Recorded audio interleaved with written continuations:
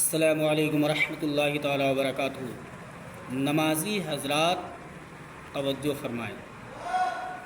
4 رکعت نماز میں ملنے کا طریقہ، یعنی نماز امام صاحب پڑھا رہے ہیں، 4 رکعت فرض کی نیت کیا ہے، عشاء کا وقت ہے، امام صاحب قرات بھی کر رہے ہیں اور مقتدی پیچھے کھڑے ہو کر کے سماعت بھی کر رہے ہیں، اور آپ آتے ہیں کس طریقے سے آپ اس میں شامل ہوں اور کس طریقے سے آپ نماز ادا کریں۔ حضرات امید ہے کہ ان ساری چیزوں کو آپ حضرات اچھی طریقے سے سنیں گے اور اسے دماغ میں بھی بٹھائیں گے اور اسی طریقے سے آپ کو شامل ہونا ہے۔ حضرات یہ میری ویڈیو بنانے کا مقصد یہ ہے کہ آپ حضرات تو مسجدوں کے اندر آتے ہیں نماز پڑھنے کے لیے اور طریقہ بھی نہیں معلوم ہوتا ہے، آپ جان بھی نہیں رہے ہیں کہ کس طریقے سے ہم پہلی رکعت میں شامل ہوں، کس طریقے سے دوسری رکعت میں شامل ہوں، کس طریقے سے تیسری رکعت میں شامل ہوں، کس طریقے سے چوتھی رکعت میں شامل ہوں۔ تو لہذا میں ساری رکعتوں کو الگ الگ بتاتا ہوں کہ کس رکعت میں شامل ہونے کا کیسے طریقہ ہے۔ میری ویڈیو کو پورا دیکھنا اور اسے شیئر بھی کرنا تاکہ لوگ اسے دیکھیں اور اسے سمجھنے کی کوشش کریں اور ان پر عمل کرنے کی اللہ ہمیں اور آپ لوگوں کو توفیق عطا فرمائے۔ حضرات مجھے فالو کر لینا اور اسے زیادہ سے زیادہ شیئر بھی کر دینا۔ حضرات اب آپ کیا کریں گے کہ اب مقتدی یعنی کہ معجن جو ہوتا ہے وہ اب تکبیر کہے گا، تکبیر کرنے کے بعد میں آپ حضرات جب کھڑے ہو جائیں گے، امام صاحب نیت کر کے اللہ اکبر کر لیں گے، تو آپ حضرات امام صاحب کے پیچھے اللہ اکبر کہہ کر کے نیت کر لیں گے۔ اب امام صاحب کیا کریں گے؟ ثنا پڑھیں گے اور سورہ فاتحہ پڑھیں گے۔ سورہ فاتحہ پڑھنے کے بعد قرآن کی کوئی بھی سورت یا آیت تلاوت کریں گے، آیتیں یا سورتیں تلاوت کریں گے، اور مقتدی کو کیا کرنا ہے؟ صرف ثنا پڑھ کر کے خاموش ہو جانا۔ امام صاحب سورہ فاتحہ پڑھنے کے بعد میں سورت پڑھنے کے بعد آیت یعنی کہ کوئی بھی سورت پڑھنے کے بعد میں رکوع سجدہ کریں گے۔ اب ایک رکعت مکمل ہو گئی۔ اب دوسری رکعت میں جب امام صاحب اللہ اکبر کہہ کر کے کھڑے ہوں گے تو آپ لوگ ان کے پیچھے کھڑے ہوں گے۔ اب کوئی وضو بنا رہا ہے، اب وہ دوڑ کر کے آ رہا ہے۔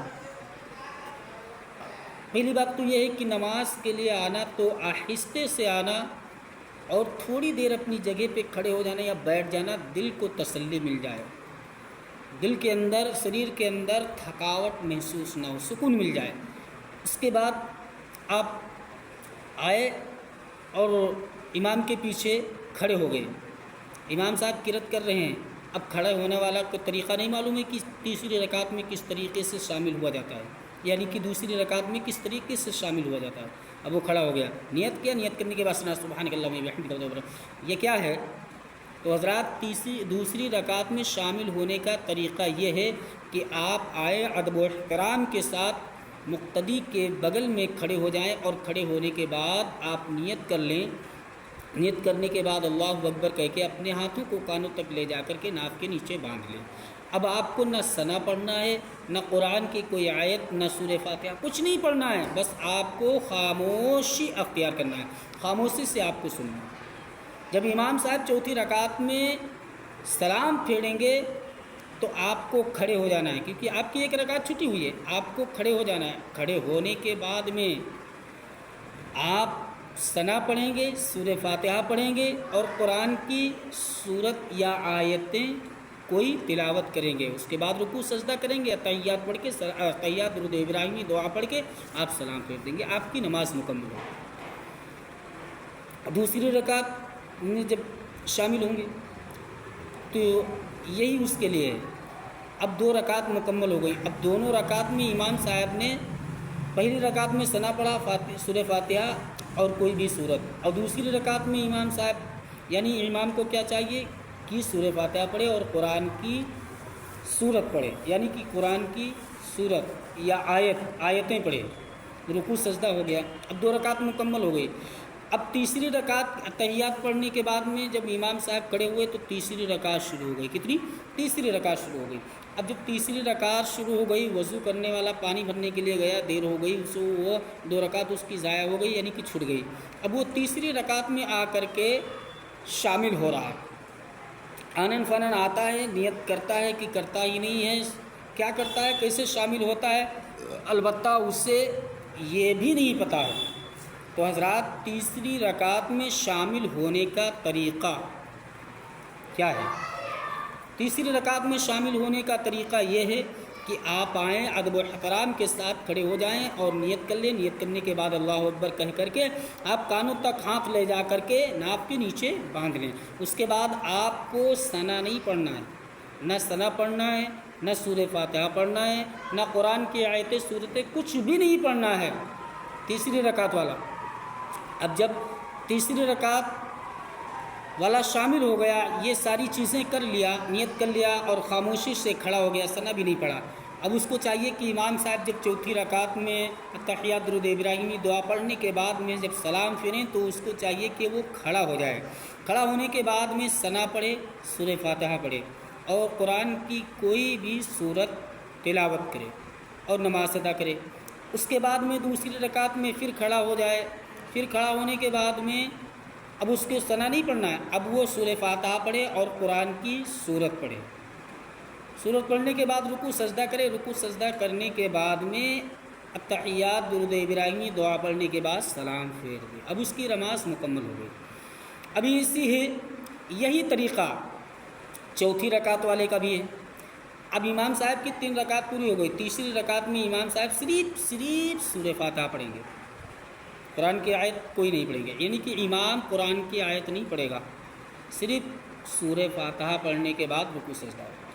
اب چوتھی رکعت کے لیے امام صاحب کھڑے ہوئے، یعنی کہ امام صاحب کھڑے ہو گئے اور کھڑے ہونے کے بعد میں کوئی آیا، یعنی کہ اب اس کی 3 رکعت چھوٹ گئی، اب چوتھی رکعت کے لیے امام صاحب کھڑے ہوئے ہیں اور آنے والا آیا، اب اسے چوتھی رکعت میں